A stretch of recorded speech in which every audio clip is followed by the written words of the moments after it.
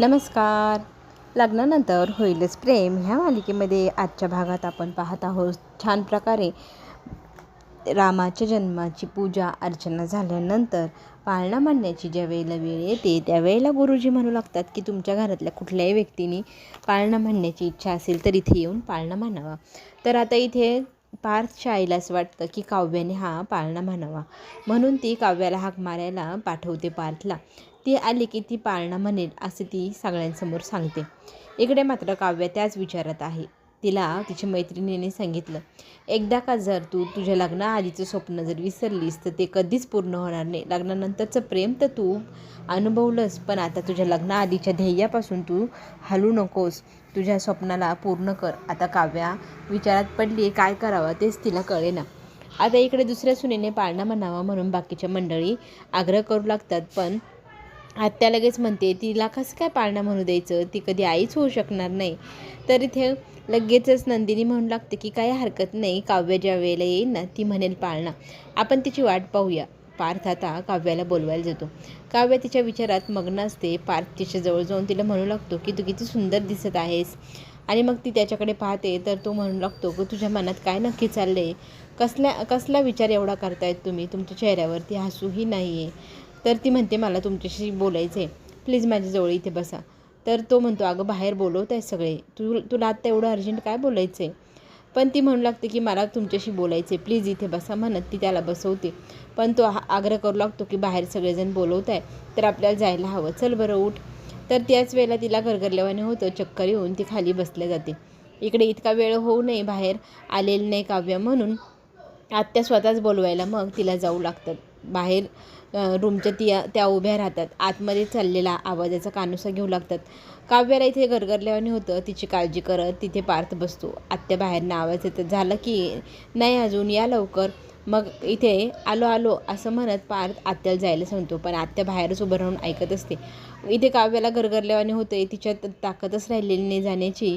हे पाहिल्यानंतर पार्थ तिला म्हणतो तुम्ही आराम करा, मी बाहेर काहीतरी कारण सांगतो आणि तुम्ही इथे आरामात राहा बरं.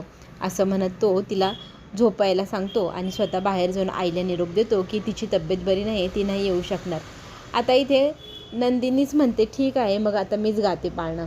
आता नंदिनीला आग्रह केल्यामुळे ती सगळ्यांसमोर आता पाळणा गाऊ लागते. इतका सुंदर पाळणा दोघंजणं जोडीने हलवत असतात. पाळणा इथे आपली नंदिनी गाऊ लागते. तिच्या सूरमधुर आवाजात तो पाळणा ऐकताना सगळेजण मग्न होऊन जातात. जो जो रे बाळा जो जो असं म्हणत ती पाळणा हलवत असते. तिच्या त्या मधुर संगीताने इथे काव्याचा काळजाला घाव होऊ लागतात. तिला थरथरलेवाने होऊ लागतं. ताईने गायलेल्या पाळण्यात किती अर्थ होता.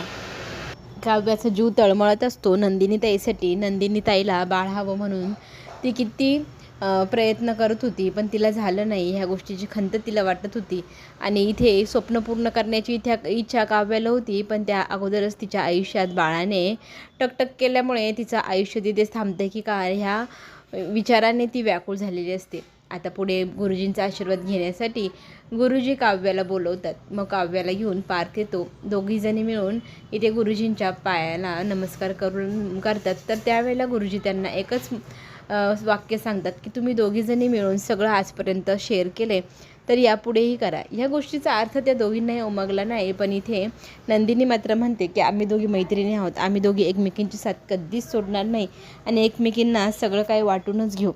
आता ह्या गोष्टीचा अर्थ काव्याला उमगणार का?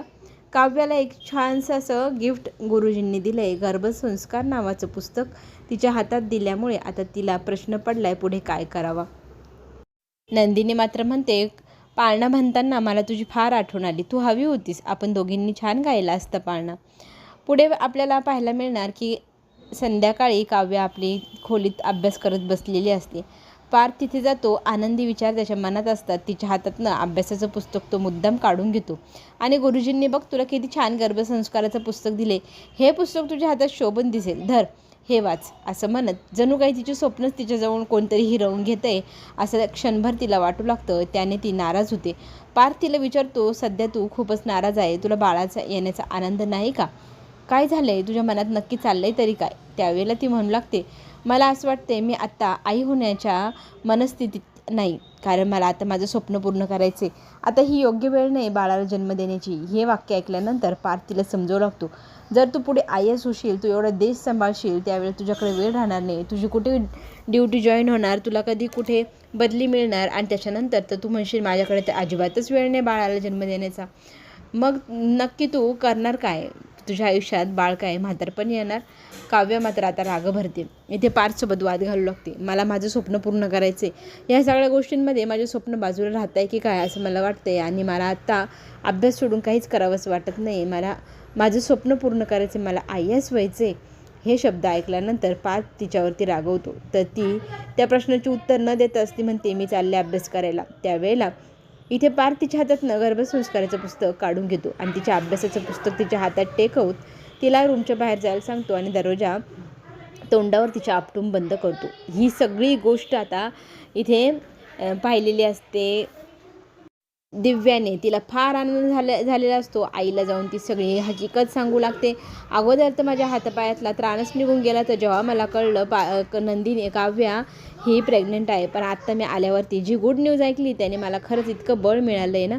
आता आपण तुला आठवतं का ती कुंडली बनवली होती, गुणमिलन पत्रिका. मग इथे प्रश्न विचारू लागते आत्या, नक्की तुझं काय म्हणणं आहे? आता मी इथे काव्याच्या आणखी जास्त जवळ जाणार. तिला मी सारखं पटवून सांगणार की तू बाळाला जन्म देऊ नको, तुझं स्वप्न पूर्ण कर. मग त्याच्यामुळे ती एकदम टोकाचं पाऊल उचलेल. बाळाला संपवण्याचा निर्णय घेण्यापर्यंत मी तिला नेऊन पोचवेल आणि नंतर मी पार्थच्या आयुष्यात जागा मिळवेल. इथे नंदिनी देवाकडे प्रार्थना करत असते की असाच सुखाचा दिवस जो आज आला तसं सगळ्यांच्या आयुष्यात येऊ, प्रत्येकाच्या आयुष्यात पाळणा हलू दे. आणि त्यानंतर इथे जीवा तिला म्हणू लागतो, नंदिनी तुझे स्वप्न नक्की पूर्ण होईल. एक ना एक दिवस आपण आपल्या बाळाला दुसऱ्या जगात गेले त्यातनं आपण आपल्या जगात घेऊनच येऊ. आपली ध्येय शक्ती, आपलं इच्छा ही सगळी आपण पणाला लावून टाकायची, कधीही खचायचं नाही.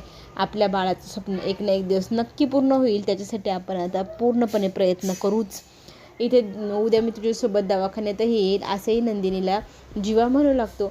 दोघंजणं सकाळी आपल्या हुरपाने निघालेले असतात दवाखान्यात जाण्यासाठी. तितक्यातच आंब्यांची पेटी येते आणि आत्या लगेच टॉन्ट मारू लागते की नंदिनी तुला खायचे असेल तर खा आंबे, काव्या नाही खाऊ शकणार, ती प्रेग्नेंट आहे ना. मग इथे नंदिनी म्हणू लागते, मी का खाऊ? तर ती म्हणते, अगं तुला काही दिवस वगैरे जाणार नाही, तू आंबे खाऊ शकतीस. असं म्हटल्यानंतर हे वाक्य बरोबर बोललात असं म्हणत नंदिनी म्हणू लागते, जोपर्यंत मी आई होत नाही तोपर्यंत मी नक्की खाईल, नंतर तर मला ही पथ्य पाळावीच लागेल. असं ती तिचा हुरूप दाखवू लागते आणि आत्याला चांगलंच तोंडावरती पाडते. चला आपल्याला तर पुढे पाहायला मिळणार नंदिनी तिचं स्वप्न पूर्ण करेल का, काव्याच्या आयुष्यात काय वादळ येणार, हे सगळं आपण पुढे पाहूया.